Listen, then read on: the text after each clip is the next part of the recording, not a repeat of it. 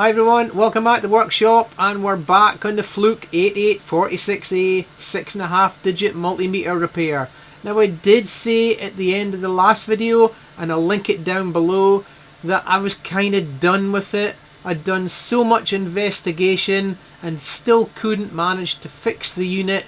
I more or less gave up, but I did leave it slightly open just in case I did decide to return to it. And you can always rely on the internet, and somebody came out the woodwork and managed to contact me, somebody who has access to the schematics for the 8846A. Now although they wouldn't pass the schematics on to me, they were able to point out one or two issues with the reverse engineering that I did and managed to point me in the right direction of where to look next. So let's take a look at the schematic. So here's the reverse engineering hand-drawn schematic that I'd done for the section of the circuit board I was working on. And you might remember from the last video that Q41 was a digital transistor. Well, actually it's not a digital transistor.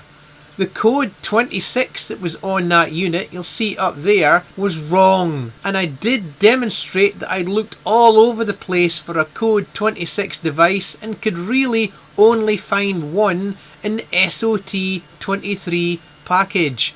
But I was told by this anonymous person that Q41 is not a digital transistor. It's actually an N-type JFET. And it was in a different orientation, different pinout as to what I had. This is how it looks after the anonymous person described the hookup of this P-type here to Q41 and a couple of resistors. And in actual fact, Q41 has got nothing to do with the ohms mode. It's really only used in the capacitance mode. The output of the comparator here drives the gate of this transistor, and in ohms mode it's basically off, so this is doing nothing at all. And also Q39 is actually the output of the current source that we were looking at in the last video.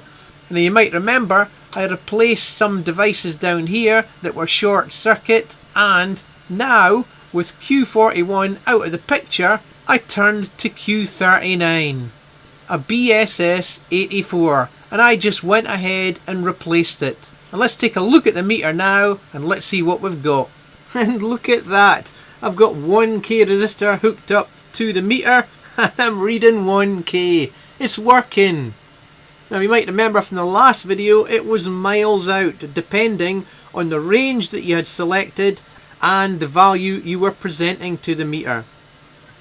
1K is certainly okay, so let's try 10K. And look at that, it's working. Calibration might be a little bit out, but of course my resistance box here, this old box here, isn't too accurate either. So let's go up again to 100K, and it's working. Wow. So, covering the last video and my attempts just now, what was wrong with the meter? Well, in the last video I showed that we had some short circuited diodes down here, and I've replaced this BSS 84. Now it wasn't short circuited and it was actually working, it's just like its HFE or function was all over the place. But replacing it totally restored the output from the current source and it's working perfect. Now we'll try all the functions across the whole meter of course before I hand it back to its owner, but specifically I would like to try the capacitance mode because Q41 is responsible for it. So let's get back to the meter and hook up a few capacitors.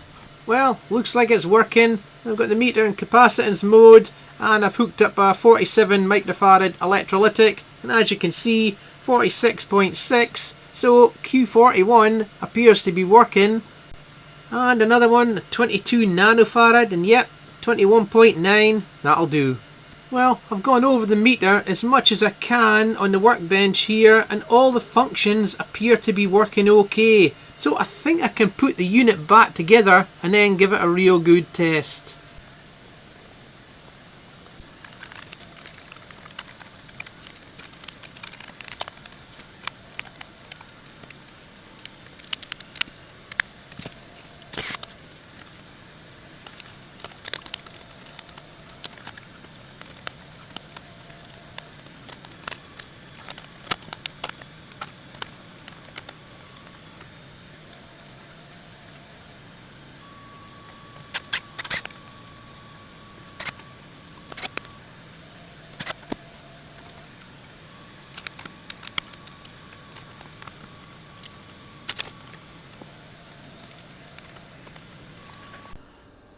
Well, that's it all boxed back up, and I've got my resistance box connected to it.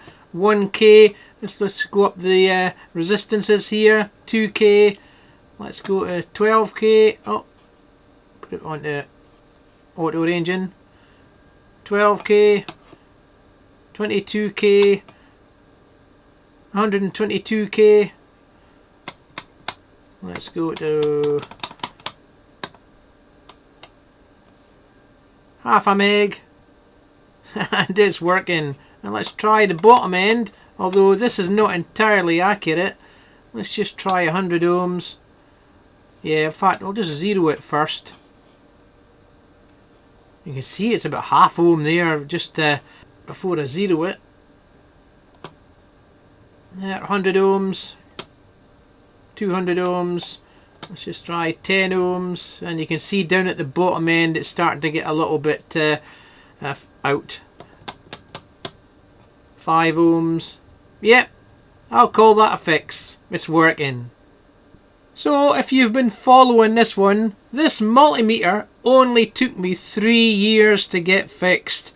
At the beginning of the last video, you might have seen that I mentioned that I did actually make 2 videos 3 years ago trying to fix these 8846As. I got 2 of them, and yep, I took another shot after 3 years. That was the last video, and I thought I was never going to see it fixed until I got that anonymous email from somebody who had the schematics for the 8846 right there in front of them, and was able to guide me with a couple of snippets about where to look, and the mistake I'd made in that digital transistor, that 26 code surface mount device, and that put me way down the rabbit hole in the wrong direction. But once I got corrected there and told that it wasn't actually a digital transistor, I managed to find the problem in the end.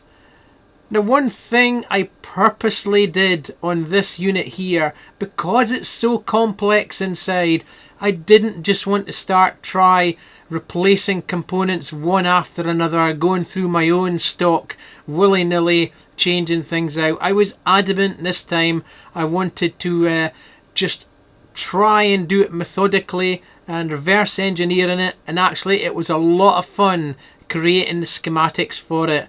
And I'm sure if I ever get any more 8846s to repair, it'll be completely different problems, and I'll end up having to reverse engineer a different part of the circuit.